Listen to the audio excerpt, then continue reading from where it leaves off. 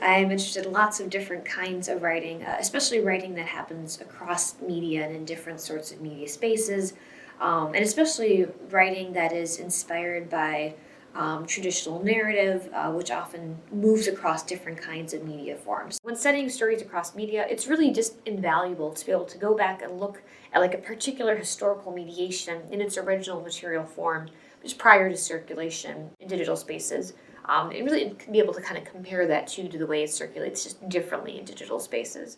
So just as one example, starting this week at the time of filming, artists from all over the world are using the hashtag Folktale Week on Instagram just to share art in response to prompts inspired by imagery from traditional folk tales and fairy tales. These artists are drawing on a long tradition and kind of a verbal visual vocabulary of folklore-inspired illustrations, a tradition in which Arthur Rackham's work plays just an incredibly significant role.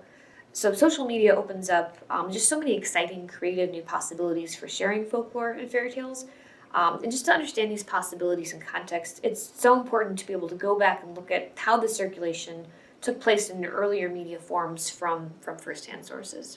So in my graduate writing for social media class, for example, so we look at the ways that stories, things especially like fairy tales, traditional narratives, move across media and through communities across time. Just really emphasizing how each new iteration of the story demonstrates both continuity within the tradition and also unique variation among every individual iteration. So now that I know that these resources are here, I would love to take my class to the Rare Books collection, just examine how works like the Inglesby Legends, like Peter Pan and Kensington Gardens, really build on and adapt folkloric material in literary form, especially via Rackham's just exquisite illustrations.